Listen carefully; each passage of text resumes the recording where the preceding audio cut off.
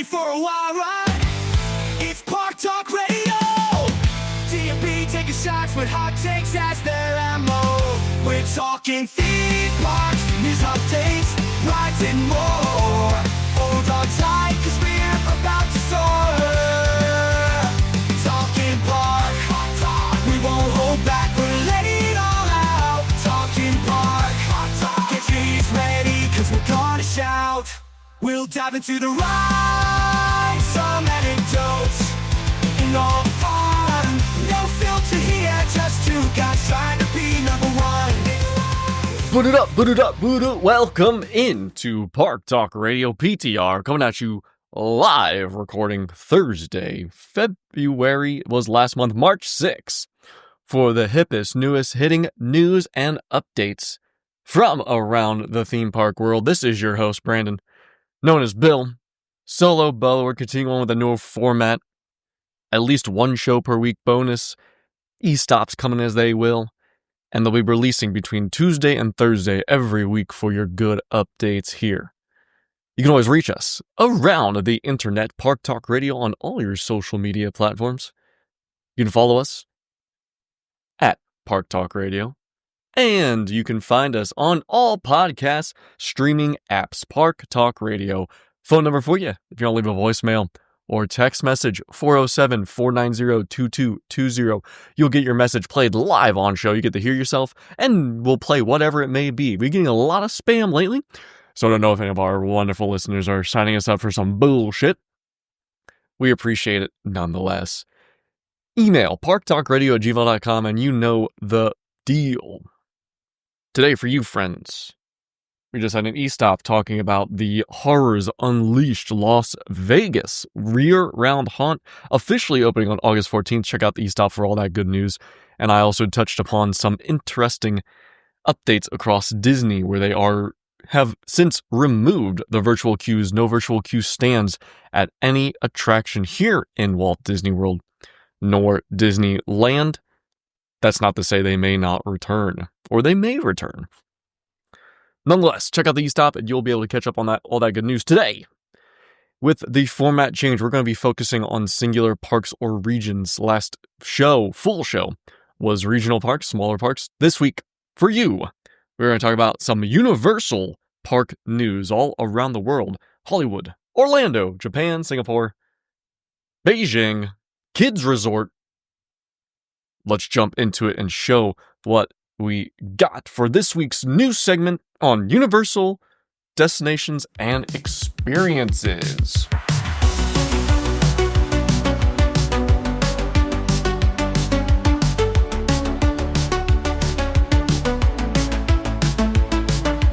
Breaking news, let me share the scoop. From the heart of Central Florida, it's all about being in the loop. Time to talk news, spreading international, going worldwide. Theme parks, roller coasters, and all your dark rides. The latest buzz, we're keeping it real. Ooh, yeah.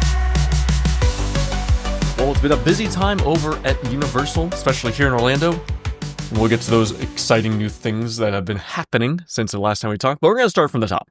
Go back to last time we talked about Universal and close the gap on what has not been touched upon since then.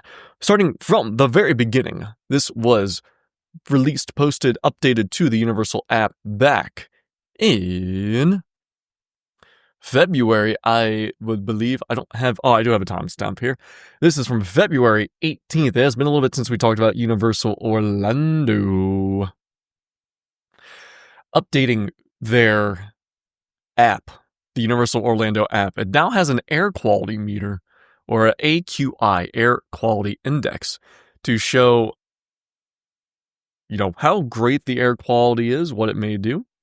And on there, it will show, in the top left corner, the AQI, a number, and then a color-coordinated piece showing good and not so good, a varying range between green, yellow, orange, red, purple, and blood red for you are choking on the smog. Within this air quality information, if you click on it, you'll see in there, and it will bring open a built-in app from airnow.gov, being your one-stop source for air quality data and highlights air quality in your local area. So you can do that and check in there. It's also been added to the Hollywood app. It has not been added to the Hollywood app despite the recent wildfires. Now, this is all good. Why was this added, you may ask? Well, maybe it's possible that there's all wildfires and you want to know how challenging it is for you to attend the parks, be it in Hollywood or here in Orlando. We do have a fire watch this coming day. But they are possibly have added this air quality information feature to the app due to the location of the new, soon-to-be-open fourth gate of Universal Orlando, Epic Universe, opening on May 22nd. If you take a look at the Google Maps, Epic Universe is set where it's at, and then to the east of it is the South Water Reclamation Facility. So, that being said, Epic Universe is built right next to one of Orange County's biggest sewer treatment plants. And on the days they release the gas to facilitate that actual facility, as you can say, there may be an aroma, an odor, a stench on those gas release days that you can definitely smell when you drive around the area up and down Sand Lake Road. So, while there's a potential stench, this air quality index can tell you, hey, it's going to be a stinky day. And they can filter it down to what they decree from, once again, the airnow.gov on the AQI. 5 major air pollutants: ground level ozone, particle pollution, carbon monoxide, sulfur dioxide, and nitrogen dioxide. All those oxides. Stinky. Be sure to use your app if you're checking out Epic Universe or any of the Universal Orlando parks. It may be a smoggy day, foggy day, misty day, or a stinky day. Over in City Walk, construction continues for the newly expanded areas of the City Walk shopping area. Last year, they quickly closed Quiet Flight, the Surf Shop, and Cinnabon to make room for new experiences and attractions, rather drinks that could be said. And what is replacing those is going to be an expanded Harry Potter section and a Nintendo shop. Both are shops. Harry Potter will have the first ever accessible butter beer bar where you can get that delicious sweet drink outside the theme parks. Construction continues. Facades are up and windows are being installed to the front of it. Concrete walls have also been added to the building's exterior. As you will note, there's been some juts and extensions coming out where the signs will be hung. And the entryway door has nothing quite finalized yet. You'll see the typical sliding automatic doors. And you can also see that tarp has been added to protect the windows and construction as you move along. No opening date quite yet. This was supposed to have opened by now. Delays, of course, are not abnormal. But if we're getting to the windows, we're almost there. So be ready on the lookout for those extended versions of the Harry Potter section and Super Nintendo World. This will also carry Epic Universe merchandise. And one can assume or propose that once the stores are done and Epic Universe opens completely, that the Epic Universe Preview Center will become something else. It was the Legacy Store, a grab bag of stores, haphazard kinds of things. And once Epic Universe opens, you don't really need a preview store anymore. And there's also the second floor, which houses Rising Star, and you can go out to the side where Hot Dog Hall of Fame is at. I think it's another great opportunity to add some more eateries, another restaurant. I really am a big fan of those Universal original IP. That's for you, Dave. Original institutions of food and drink. A piece in the past, which was a rumor then, not reporting it now, that this was to become a beer garden, 2 stories taking over Rising Star, the store, and Hot Dog Hall of Fame. Yet to be seen, but hey, beer garden would be freaking sweet.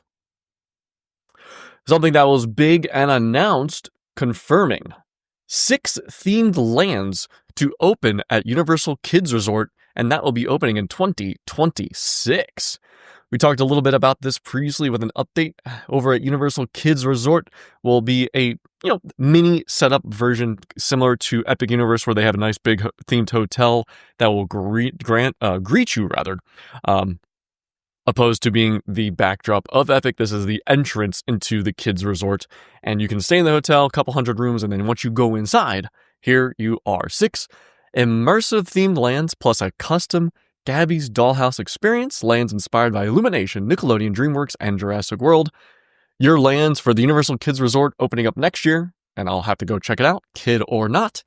We got DreamWorks Shrek, of course. They have an ogre-sized You'll be enjoying ogre-sized fun as you stop, ride, laugh, and play in Shrek Swamp-themed playground built personally. They got him in there with his calloused fingers and his big old thumbs. He personally built the playground. Hot damn, that is fucking sweet. I can say I've rode down Shrek Slide. Over next, you have Nickelodeon SpongeBob SquarePants. It's Bikini Bottom's best day ever. And SpongeBob and friends cannot wait to show you around their neighborhood under the sea. Not Disney. Illumination's Minions, of course, it would not be a Universal theme park without the only property represented in every single one, except Epic at this point. Let's say region, every Universal region. So every region, Florida, Hollywood, and so on, has Illumination somewhere. Minions, let the games begin as Illumination's Minions overrun a peaceful vacation retreat. When yellow minions attempt to rein in their purple counterparts, it leads to a wave of unpredictable water-soaked fun. As mentioned, this is more than likely the large, carved-out portion of the land that is going to be a Minions water raft ride. Storyline to it, what appears is the purple one's in the water and the yellow ones want to get him dry. No wet beans, please. Jurassic World, where it's a journey of exploration, kids can learn about and come face to face with dinosaurs of Jurassic World in uniquely exciting and interactive ways. This is probably the home of a kiddie coaster, Jurassic World, mini Velocicoaster. What could it be? Baby Velocicoaster. I'm a genius. I got the names for you. And going back real quick, Shrek has an interior or a show building, as does SpongeBob. No exterior or outside attractions. DreamWorks Trolls, you're invited to the most colorful, most joy-filled, and of course, most glittery music festival of all time. Small carnival-themed rides, a drop tower, a spinning ride, and I think another coaster for DreamWorks, as we do have the Troller Coaster in Orlando, maybe something very similar. Over next to them, we got DreamWorks Puss in Boots. It's a legendary day with Puss and Boots, Puss in Boots in Del Mar, as the kiddie adoption drive is in full swing, with colorful decorations, sideshow games, fun rides, and festive food.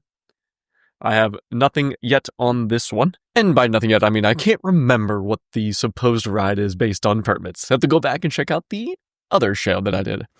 And finally, you have the Park Hub with a special Gabby's Dollhouse experience. This will be a central hub with interactive play areas, shady lawns for rest and recharge, an immersive retail experience. Of course it fucking would. Don't forget, we gotta make some money off this. Tickets aren't enough. And guests can also meet characters from Gabby's Dollhouse. Sounds like a cool little piece here. Should be kind of neat for the kids, of course. So your Jurassic World area will be specifically drawn from the animated Camp Cretaceous show, available on Netflix if you want to catch up and be ready for the lore dump. And those are all these lands fall in line with what was based on the Universal Kids Resort concept art. So while nothing is officially cut because it was never officially announced, we can say based on the concept art, what was shown, we are going to have what was presented visually. Again, opens up in 2026, no official date. And you have the 300-room on-site hotel. What I'm curious is two things. We're going to have a nice sit-down restaurant. And 3 questions. Is there a bar in the hotel? And is there going to be alcohol in the park? Who's to say there won't be? All Disney parks except Magic Kingdom and Disneyland have bar carts and bars. That to be said, Magic Kingdom and Disneyland, you can get alcohol at full-service restaurants, or if you're in Disneyland, at Ooga's Cantina. Even Legoland here in Florida has full beer and wine. No liquor, but does serve beer and wine at a dedicated kids park as this one is. Universal has never shied away from the alcohol. I'm interested to see what they do in park, and if there's anything to say that the hotel will have a somewhat decent or potential sit-down service if it's not just a cafeteria, as most of their hotel offerings are. Breaking news, back in February, end of February, Pterodon Flyers reopens at Islands of Adventure after 10 months. No fanfare, no surprise that we saw some of the trains and carts testing, and once again, guests can soar through the air on Pterodon Flyers in Camp Jurassic at Islands of Adventure. Nothing has changed. We still have the same wait time. We still have height requirements and restrictions. Minimum height is 36 inches and the maximum height of 56 inches, where taller guests are only allowed to ride or accompany those who meet the height requirement, and they have to be within that 36 to 56 inches height. And then you may ride one of the best rides in the park. I had the privilege of riding this one time before, and it was super cool. It's super cool, especially just the concept of, you're not allowed to ride this. Fuck you, I'm riding, and I got to go on. It's really neat. Find yourself a kid, take a kid, grab a kid, borrow a kid, and go check out Pterodon Flyers.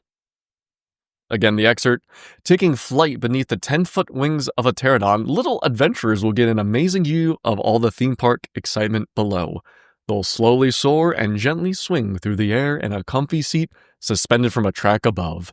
With no sudden or scary movements, this ride is perfect for younger guests, not ready for big kid thrills. It does not go fast, only 2 per seat, and it is only available for those little riders. It's really cool. Once again, if you are able to have the opportunity to check it out, it's been a long time to reopen. There's something going on with the track or carts. Here we are back open almost a year later. It closed unexpectedly back in April of last year, 2024, and is now reopened and available for rides. In Universal Studios Orlando, the South Florida Water Management District has approved the permit for Hollywood Rip Ride Rockit demolition. As reported a little bit earlier, Hollywood Rip Ride Rockit will be dismantled and demolished and put into decommissioned status coming this September. So again, get your rides in while you can. This ride is fine. It's been reduced to a former shell. A lot of the music has been stripped away. The thematic elements are working, kinda, meaning the lights, and we lost some of the visual aids onto it as well to enhance the immersion.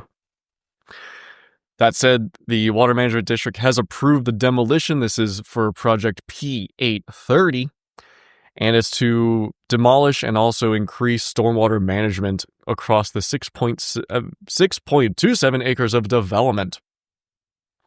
So with this approved, we're going to see this quickly moving into demolition and teardown, with closure again permanently in early September 2025.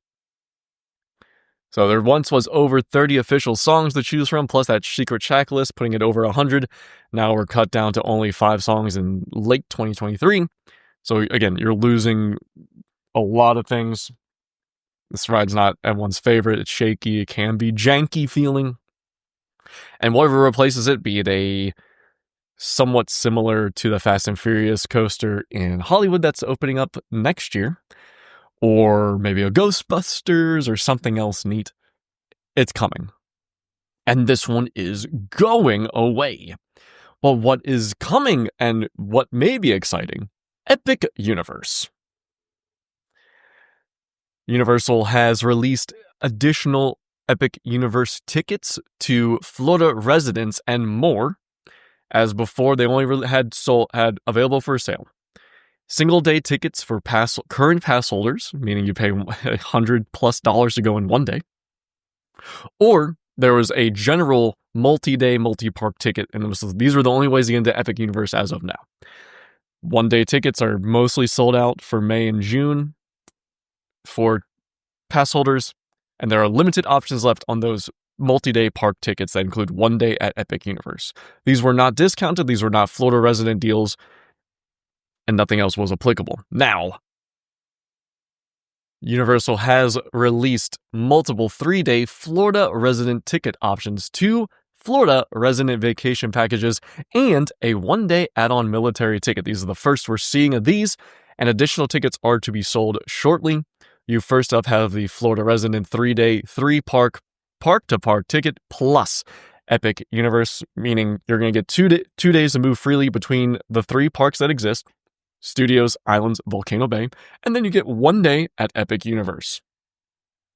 This allows you to check out everything Orlando has to offer on the Universal campus, and 1 day at Epic. You're going to see these prices start at about $130. They also have a 3-day 2-park, park-to-park ticket plus Epic, 2 days between Studios and Islands, no Volcano Bay on this one, and then 1 day at Epic Universe, starting at $120.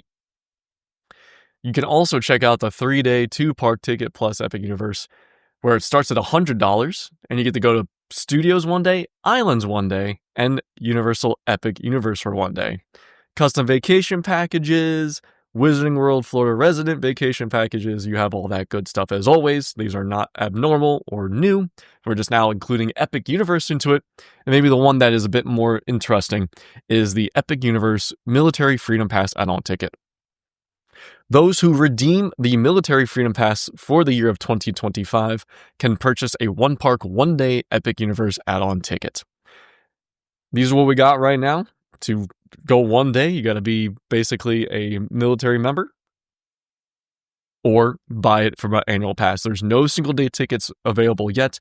Those will be available in the coming weeks, as will express passes, VIP tours, and so on. Universal Destinations and Experience, along with some other announcements, has plans for Wicked attractions and theme parks. It's no surprise that Wicked did very well at the box office, pushing $1 billion. Excuse me. And with some Oscar wins, and then Wicked Part 2, Wicked for Good, Wicked Too Good, Universal is very interested in adding Wicked attractions to their theme parks. And they want to do this as more than just a theme shop, as currently available at Universal Orlando. Mark Woodbury quoted here, "When I saw it, my first reaction was, this is a theme park waiting to happen." Well, no shit, Mark. You guys were, you're part of the theme park division, but you knew what was coming since you all had a collaboration with Comcast, NBC, Universal to make a in-park experience. And you knew what was coming. Oz looks like a theme park. Come on. But you shared this. Nothing else was extensively shared, like what kinds of attractions or where they be located. However, Universal Parks are closely collaborating with Universal Pictures and continue to do so, such as Super Nintendo World with the Super Mario Bros. Movie, How to Train Your Dragon movies with the Land Isle Burke and the live action. Continuing on, Donna Langley quotes, "We've cultivated a creative and commercial shorthand across our teams, and that ease and comfort with one another allows us to pull levers across the company to amplify our respective strategies." So they are very interested. There's nothing confirmed. It's all hearsay, or rather quotes with no backing pieces. Currently, though, we have the Wicked Experience store in Universal Orlando. Occasionally, Glinda and Elphaba will come do a live meet and greet. Over in Universal Studios Hollywood, there's Wicked experiences, including merchandise, a photo op, costume displays, special food.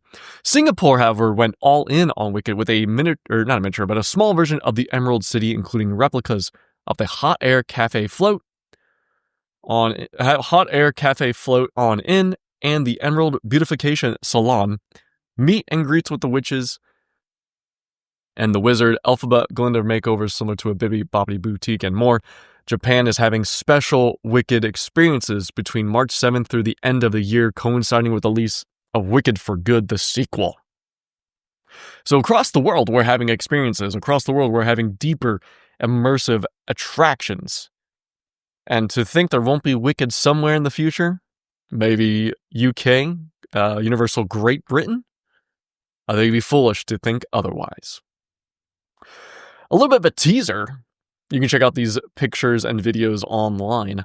Universal has been testing the Epic Universe fireworks show 3 months prior to the park's opening in the middle of the night. And man, these fireworks look fucking sweet. You can check out these if you wanted to hang around. You can go out to Fun Spot Sky Lounge or over to the Top Golf over by iDrive. And you can easily see these things shooting off in the night. There's no set detonations, no set testing nights, but if you just want to hang out and check it out, that's where I would recommend. And these are full-fledged fireworks. These are Disney-level shows. We have not had anything like this due to the surrounding areas and the lockedness monster of Universal Studios Orlando. It's hard to shut off fireworks when you're surrounded by housing and cars and parking lots. With Epic Universe, they have a dedicated pyro bay, a bunker, and launch area where you can safely detonate these large-scale fireworks on the Disney level, where they're huge, bombastic, and exciting. This will probably coincide with drones, lasers, light show, and the giant Oculus fountain located in the center of Celestial Park will be probably all working together to make this incredible nighttime spectacular. Again, little has been announced regarding this fireworks show, but the peninsula and the lake behind Universal Helios Grand Hotel is the launch site, said pyro bunker. What is also can be considered no fireworks show has been formally announced. This may be a test for the grand opening event of the theme park. We do have a nighttime show that has been guaranteed in Celestial Park described as Fireworks of Light. And again, the fountain shows will be in front of the Helios Grand. What we can possibly extrapolate is based on the concept art released, we do see fireworks going off in it. And that is from the concept art, the media, the official art. And this is across all forms of it. It's on emails, internet ads. It's in the theme park at the Epic Universe Preview Center where they show these fireworks going off. I think it'd be foolish if they don't have them. I think there's going to be nothing but great fireworks every single night at Epic. Something that is needing to be tested and has started testing is a fully ticketless entry option for annual pass holders at Universal Studios Florida. As you may have seen or heard about in the past, Universal Studios for both Islands and Studios Orlando started a biometric free scan, meaning your fingers aren't touching anything. They scan your ticket, and then they will use a camera system to do face recognition to allow you entry into the park, be it your ticket pass or any sort of admittance item. Now, they have fully removed the ticket scanning portion and are attempting to test and implement a full just face recognition. You walk up, the entry portal scans your face and they say yes or no, and that's it. No touching, no scanning, and it's going to be real quick. Why this is paramount, as this is what they want to fully institute and utilize at Epic Universe, where there's no turnstiles. It's cameras above, scan, you're in. And we have a few team members set aside instead of a full legion to scan everyone in, to stop, provide assistance, or say, hey, you don't have a ticket, please get the fuck out. So if you are interested in enrolling the ticketless entry, pass holders only again. Pass holders first have to scan their ticket at the park entrance and then smile as the system creates a photo template, will then be used to verify their identity going forward. Once enrolled, they no longer need to scan their physical passes. Studios Florida does not have a pass holder exclusive entrance except during pass holder appreciation days, so the ticketless entry is available at every single line. They're also implementing this across select Universal Express Pass attractions where they take this. It's called effortless entry, and you would use this with your Express Pass as well. Once you enroll into photo validation, guests can use the effortless entry at select attractions without even needing to scan the Universal Express Pass. We're going to be heading into the who the fuck needs a lanyard questions of our lives when you don't need anything. You don't need to scan anything more. They scan your face, and you go on in. I think there's always the option to opt out of the scanning feature. You will be then taken over to a side or a different entryway to validate your identity, either biometrically finger, ID, or so on. You do not have to do this. You can opt out. It's just going to take a little bit of time. Speaking of the Wicked celebration, Universal Studios Japan will be having that between March 7th through the end of the year to celebrate the Japanese film release of Wicked. As we know, Wicked was released here in the States back in November last year. The official release date for Wicked in Japan is March 7th, tomorrow. And as such, you'll celebrate this release with meet and greets, special treats, exclusive merchandise, and a special costume exhibit. Nothing doesn't sound too crazy relative to Orlando. However, you get the meet and greet with Elphaba and Glinda. They'll be relocated outside the ride exit of Hollywood Dream. There will be a Wicked churro inspired by Elphaba and Glinda, peanut butter flavor, which is a first for the park. Astounding. Japan discovered peanut butter. And then, of course, you have select merchandise, including an Emerald City tote bag, Wicked pouch, and stainless steel tumbler. The pouch being like a makeup bag, t-shirts, spirit jerseys, keychains, and the costume exhibit will feature replica costumes from the movie, including props. And this will be from Jeff Goldblum's Wizard character and Michelle Yeoh's Madame Morrible. So that's going to be a neat little thing, and it's going to be there for a long time, just as the one in Orlando will be sticking around through the release and post-release clarity of Wicked for Good. Over by Epic Universe, the Epic Boulevard sign has been activated. We touched on previously that Universal was changing all their signage, physical landmarks across several locations here in Orlando, where it's a larger marquee and has 6 digital screens on both sides flanking the Universal Orlando Resort logo, and it's available on both sides of this. So 12 screens total. The one on Epic Boulevard near Epic Universe Campus has been activated, and with Despicable Me and Sing characters added to the digital display. You also have different ones such as Harry Potter, Transformers, multiple characters from DreamWorks, and Jurassic World. This one's interesting because we had not seen Despicable Me or Sing previously, and as of note, the Despicable Me section is a bit shorter than others of the featured IPs, as it only shows one set of characters on either side of the globe logo prior to changing backgrounds for the next IP. You got Gru on one side and the Minions on the other. We also have Sing coming on with a on the road sign with one set of characters from Sing. You got the pigs and the monkey, Gorilla Johnny, Pigs Rosita and Gunter. This seems to be a little shorter. I'm guessing with the current other ones operating, you're seeing a longer transition amongst the characters, or more characters to show. Despicable Me and Sing getting the short handle. Unfortunate. Over in Men in Black, Universal Orlando, of course, what once previously was a photo station and then turned arcade, it is permanently closed and blocked up by a wall. Not just a temporary wall or some piece of wood. It is actually closed up. They put an entire wall, so there's just an open area behind there, blocked by permanent walls. The arcade was added back in 2021 to the MIB store, replacing the counter, as I mentioned, where guests used to view and purchase their on-ride photos.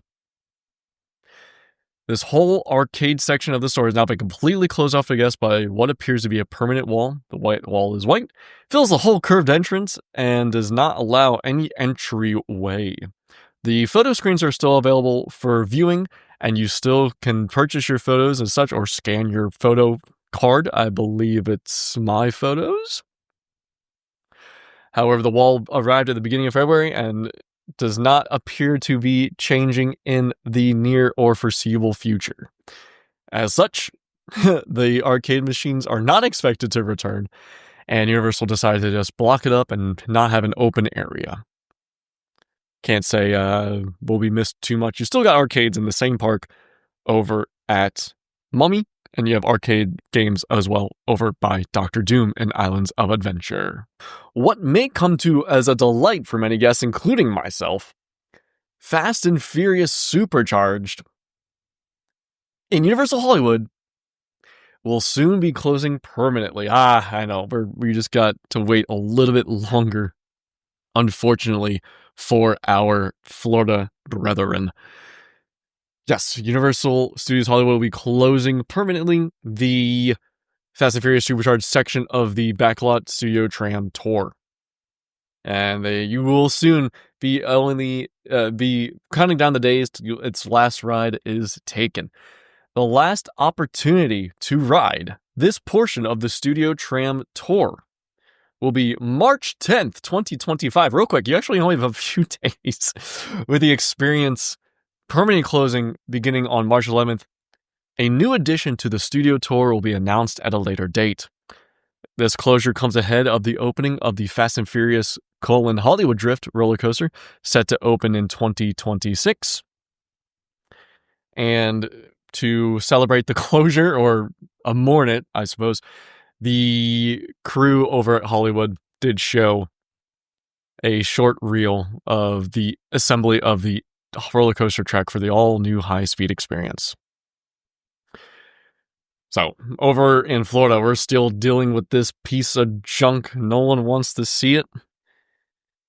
And we are still enjoying it to the best of our ability. It was closed for 3 months during Halloween Horror Nights to save money, and due to it being unpopular with guests. And it will likely close again easily for something else, or hopefully to be completely demolished and removed from our view. You may be a big fan of these particular bathrooms, as Dave and I will talk about them continuously. It's his favorite Easter egg in the theme parks. If you go over to the bathrooms located outside the Wizarding World of Harry Potter Diagon Alley, and you head to you're heading out left towards MIB or the defunct Fear Factor Theater, you'll see these bathrooms. And currently construction has been continuing on these quote-unquote Jaws-themed bathrooms, as these were the bathrooms still planted when Jaws attraction was open. And if you head to the opposite side towards Simpsons, you can see it from the outside. You don't have to go in. You can see a women's bathroom placard where she only has one leg, because Jaws ate it, of course. So construction continues on the Jaws-themed bathrooms with work on repairing these particular ones, and they are currently closed off from use. All the walls were constructed around the entire building, still in place, blocking guests from getting near the building. As the construction continues, all the exterior siding on the bathroom has now been completely removed. The black waterproofing panels underneath what used to be wood siding are peeling near the bottom, and several chunks of material have already fallen off. These are old bathrooms. Jaws wasn't tried to be an opening day attraction, and this bathroom is remnants of that. On top, shingles of the roof are still intact, with leaves and weeds covering several of the corners. No significant process seems to be made near the old entrance either. This side of the building used to be the main entrance with bathroom signs on the old village circle hall on the gable. The nearby windows appear to be covered by plywood. This is one of the last remaining sections of Amity Island in Universal Studios, Florida. While construction seems to be a bit more intensive, it's possible these walls have been installed so the bathroom can merely be refreshed. Similar to what happened to the Macombo restrooms, no announcements has been officially made by Universal. Let's hope we keep our Jaws one-legged Spanish lady.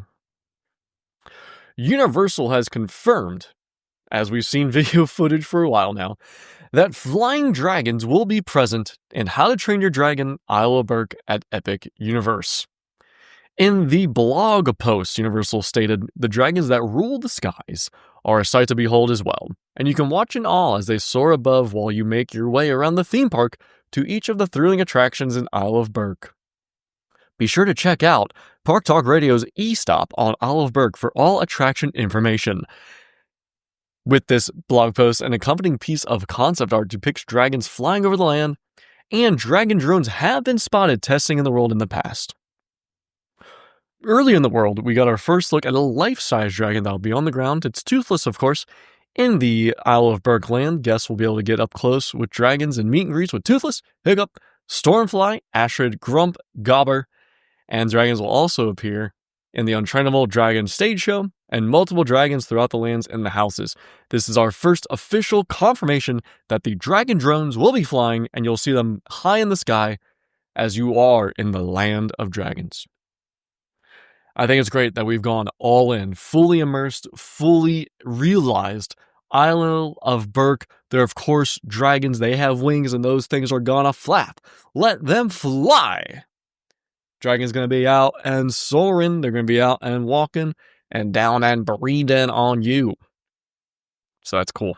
I cannot explain how elated and crazed I am to get in there and see it. Over on the West Coast, Universal Studios Hollywood, Glinda and Elphaba meet and greet has been announced, and one event date has been added to Universal FanFest nights, with all IPs represented on the FanFest nights. Who are now adding Glinda and Elphaba, meaning they will meet during Universal FanFest nights. It'll be debuting with an additional date of May 15th, meaning FanFest nights have been quite successful, quite popular. With the need to add an additional date, that means we're probably going to see more of it, and hopefully something here at Universal Orlando. As note, FanFest nights take place on select nights from April 25th through May 18th, with that new date of May 15 being added. The after hours upcharge separate ticket event highlight different fandoms, including the worlds of Star Trek, Back to the Future, Dungeons & Dragons, One Piece, Jujutsu Kaisen, Wizarding World of Harry Potter, Super Nintendo World, and now Wicked. Grab your tickets while you can. Like we already touched about a little bit, folks. Wicked, all in. Universal Orlando has officially announced release dates and details of the second generation interactive wands coming to the Wizarding World of Harry Potter at Universal Orlando, utilized both in Diagon Alley, Hogsmeade, and soon to be Ministry of Magic. These new official wands released on March 1st, 2025. Excerpt: have you ever wanted to feel the magic as you cast a spell? The all-new second-generation interactive wands coming to Universal Orlando Resort on March 1st provides new wands, enhanced spellcasting, and the opportunity to personalize your journey with Universal Play. The new era of spellcasting will be available across all three Wizarding World adventures: Hogsmeade, Diagon Alley, and Place Cachet, which is the setting of the Ministry of Magic world, for at least the outside portions over in Epic Universe. Of course, Place Cachet being available when Epic Universe opens May 22nd on day 1. The new collection includes 4 new designs of second-generation interactive wands, giving guests an enhanced wand magic experience. There'll be several new features, including illumination effects and haptic feedback vibrations custom to each spell, so you can see the light and feel the reverberation of your spell casting in an entirely new way. Cast some spells and feel that burn. As with each interactive wand, they will include a spell map outlining locations where you can practice magic, as well as information on how to up your wand magic to a new level with Universal Play. We'll get to that here in a second. What we also have is 5 new interactive wand locations throughout Hogsmeade and Diagon Alley, bringing the total number of wand magic locations to 30.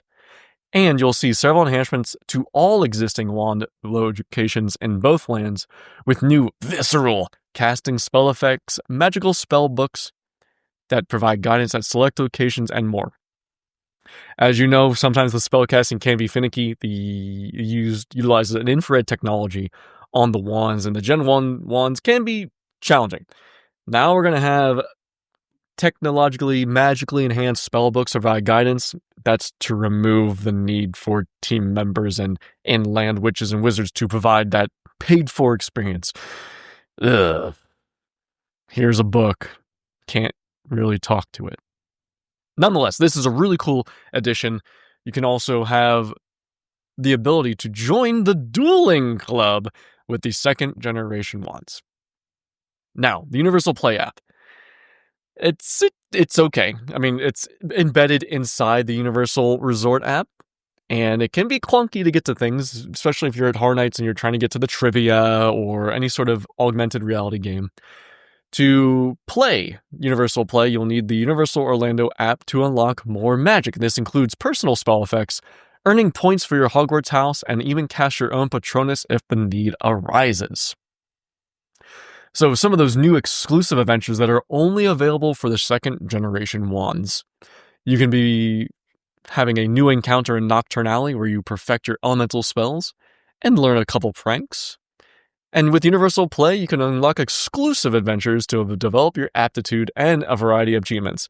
This goes back to being somewhat similar to the power-up bands in Nintendo World you'll see in Hollywood, Japan, and soon to be here in Orlando, where you sync up your band to the app and you can unlock adventures such as the Bowser Jr. Challenge, collect points, collect achievements, keys, and so on here. Same deal. You get house points attributed to your house, and you unlock badges, adventures, and achievements.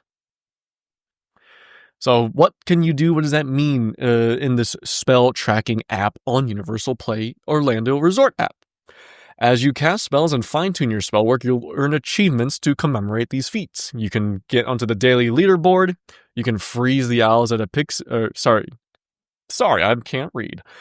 If you successfully freeze the pixies at the owl post, you get an achievement. Did you fail to defeat the Dementor on the Nocturne Alley staircase? There's still an achievement. Everyone wins! Participation! You can find those achievements in your collections along with spells you've mastered, and there may even be secret spells. As you grow more powerful throughout your spellcasting journey, your skill will be reflected by your wizarding level. There's also a digital map, help you find your things and spellcasting opportunities without carrying around physical pieces of cool merchandise.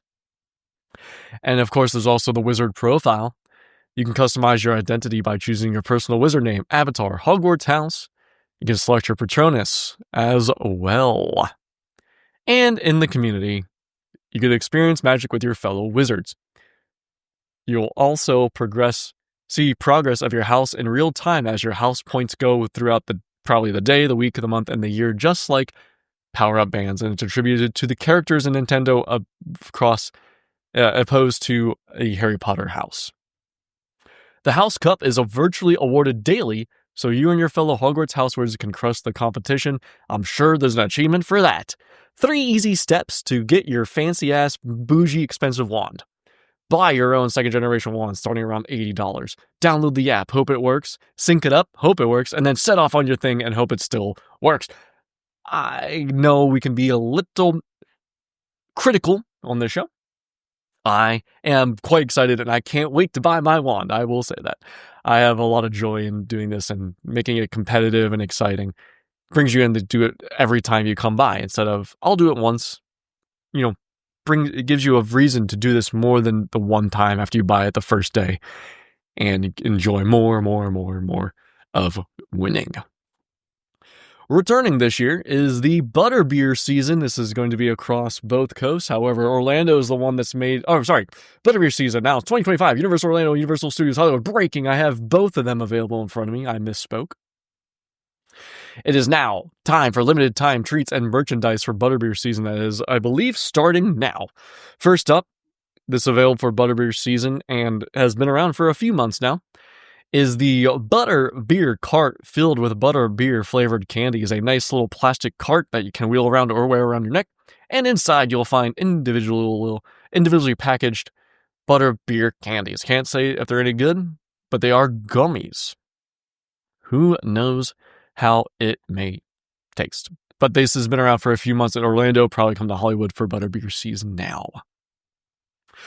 A souvenir Butterbeer Stein will be available for the season once again. Instead of being a pewter or gray iron one, we have a gold Butterbeer Stein. I want to check out that guy. It looks real good.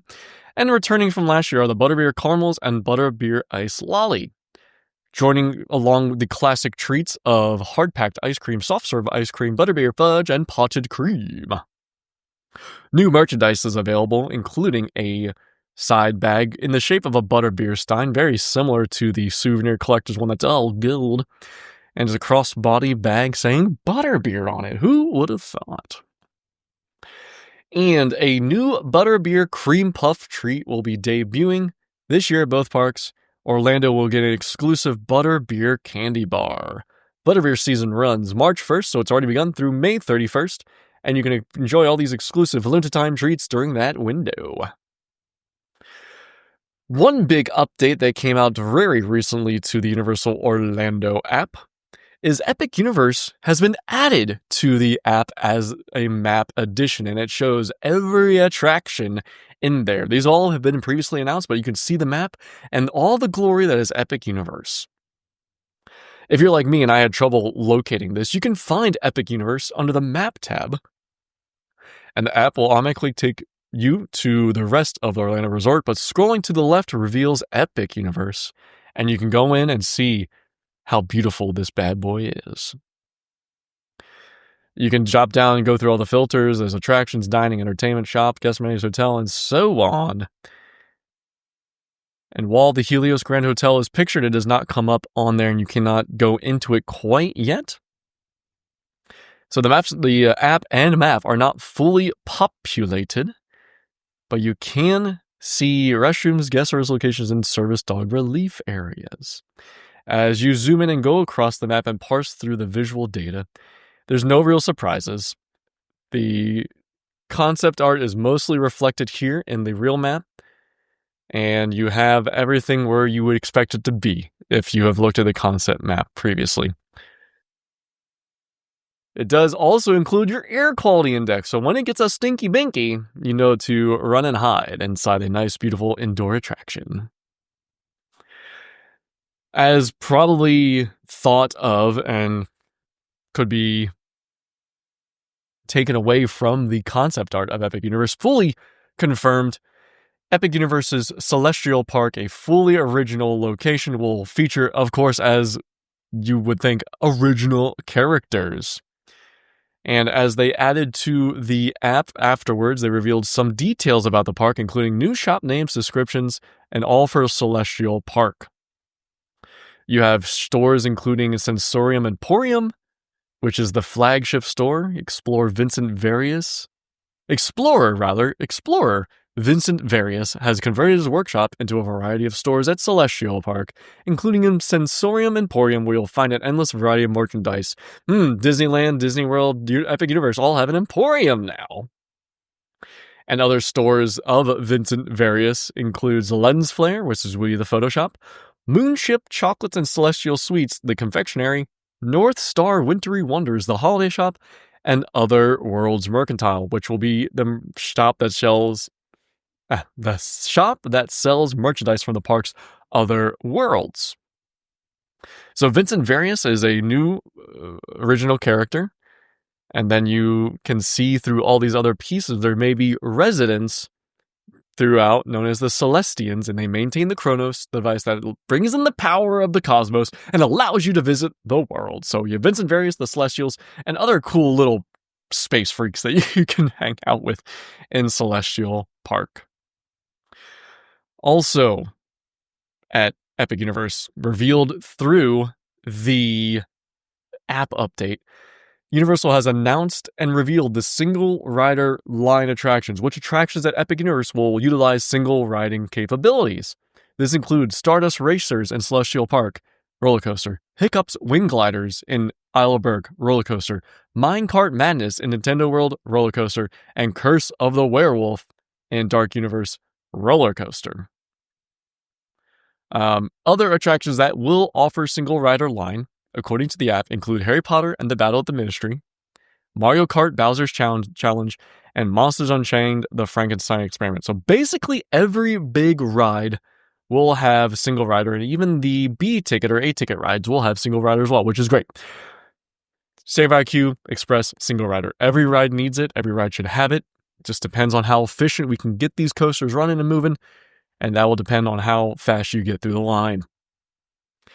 Universal Islands of Adventure. We haven't touched on them in a while. They've gotten the most love recently between Hagrid's and Velocicoaster. Something that you can count on and you will be thrilled, I guarantee it, to see. A new Raptor Encounter meet and greet sign has been added to Islands of Adventure in the Jurassic Park Island. The new sign is on the left side of the Raptor Encounter entrance, reading Raptor Encounter Meet and Greet. Come face to face with a Velociraptor. And beneath those underneath these initial words are two pictures, one of a Jurassic Park team member holding a baby dinosaur, and another of guests with Blue, the adult raptor. Text below reading, this meet and greet features a live interaction with a dinosaur and includes loud noises and sudden intense effects. So this is the big exciting addition to the world of Islands of Adventure lately. Check out that new sign. Raptor Encounter is super cool if you've not done it yet or have gotten a photo. I could only highly recommend it. So check it out. Something that I'm really excited to see, and something that I've always gloated about at Legoland here in Florida, is what they added to their parking lot.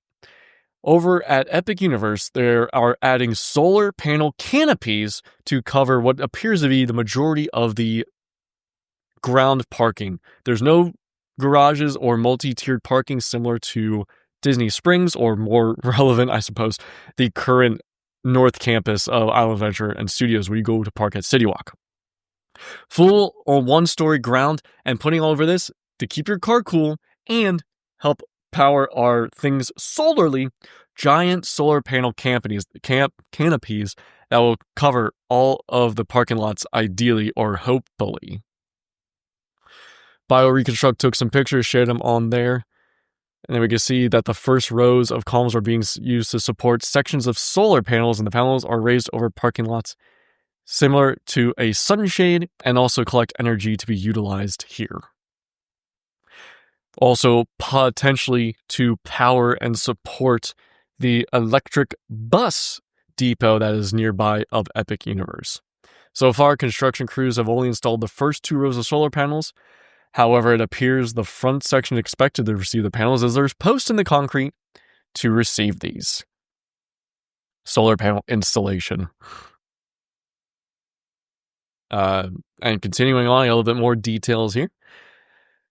While the parking lot could seem small from a visual above, that's actually 40 acres of the lot. And maybe I misspoke, as we don't see posts in these pictures to install solar panels. The solar panel canopy and coverage may be utilized for some form of prime parking, since it's close to the entrance and the central walkway. Again, mentioned, solar panels in the parking lots are not new ideas, but it's the second one to be used in Florida, Legoland Florida first, and the Disneyland Paris cast members have a large parking structure with solar panels on it. We already touched on wand news, so we'll go real briefly. New first look at the second-gen wands. Let's see, of course, they have lights and haptic feedback. There's a QR code to help you download the app. 4 new wand designs, and these are 85 bones apiece. The redwood wand, which has a brown base color to resemble redwood. The handle is bright red with gold filigree in the diagonal diamond pattern.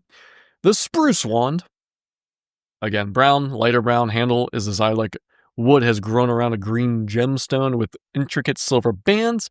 The silver lime wand, mostly black with silver filigree. This is very similar to what appears to be, kind of like a Narcissa wand. And finally, the pine wand, a nice pale yellow or cream color with a handle grown around a red gem and bronze. Oh my god, bronze metal bands around them. So you got these 4 wands. They're not any particular character. They're custom wands and available for 85 big ones, smackaroos, bones, and you get your new interactive wand maps to help you secure where to go. And if you purchase the second generation wand, you also get a third map, which includes the magic locations inside Place Cachet, Wizarding World Harry Potter Ministry of Magic. Download your app now. And again, you have the Ministry of Magic map. It includes these new places, and you can see this in your app for the digital map. More Butterbeer merchandise. We're almost done, friends. We're a little long today as we're catching up on a slew of Universal Park information, and we'll be getting to a shorter, more confined format, as is my goal. We're almost there. Hang in there, friends.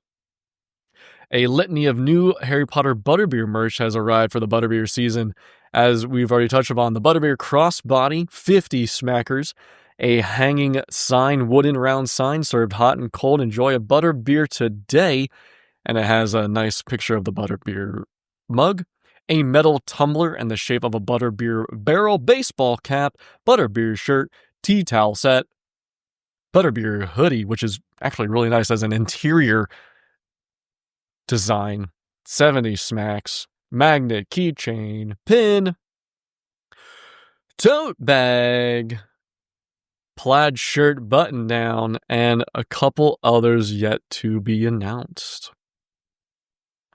And some more though of those butterbeer foods. Looks like once again the cream puff is the new one, located at Leaky Cauldron and Three Broomsticks. You have cream puff filling, soft and great. Pastry can be tough, and see, everything else is returning. There's a non-dairy frozen butterbeer, however, available, so you can check that one out. Butterbeer cream puff, $7. Penultimate story here. Universal Orlando has confirmed in a new video titled "Get Ready for Universal Epic Universe and Beyond" that new attractions are in development for all parks, including Epic Universe. No shit. It's a really cool hype video. I recommend checking it out. It's a couple minutes long. President and CEO of Universal Orlando commented, quote, "We're already planning for the next things at Epic. And that includes Epic Universe expansions and rides. Includes new things at Universal Studios Orlando because, hey, Hollywood Rip Ride Rockit is being demolished this year, and we're going to need a replacement. Islands of Adventure is not needing anything crazy, but there's definitely space and opportunity. And finally, Volcano Bay has not seen any expansions really or additions since opening. Plenty to do, plenty to come, and excellent things happening around the universe in Orlando. And finally, to close out the show, this past Saturday, we saw the very first day, March 1st, of Universal team members able to experience team member previews of Universal Epic Universe. They've gone on the rides, they've been to the shows, they've tried out the stuff. They are sworn to a very heavily monitored and detailed NDA. No pictures, no videos, no nothing. You can only talk word of mouth, and even then, be best behavior not to really do that. So they've been checking it out. You can probably find the spoilers if you want. I won't be digging them. I won't be touching on them. But they've started their team member previews. And not only have they started it, their team member previews have been extended. As the original preview dates were March 1st through 7th, now they've been extended through March 1st through March 14th, which is counting as the Phase 1 of the multi-phase Epic Universe previews. Phase 2, which will extend the preview to friends and families of team members, has not been finalized. Aside from that, we're still waiting to hear for pass holder previews, open previews, and just when can we get some single tickets? God damn it! Again, strict no photography policy, including videos and video calls. It's coming, folks. We are just over 2 months out from this sucker opening, and I need some tickets.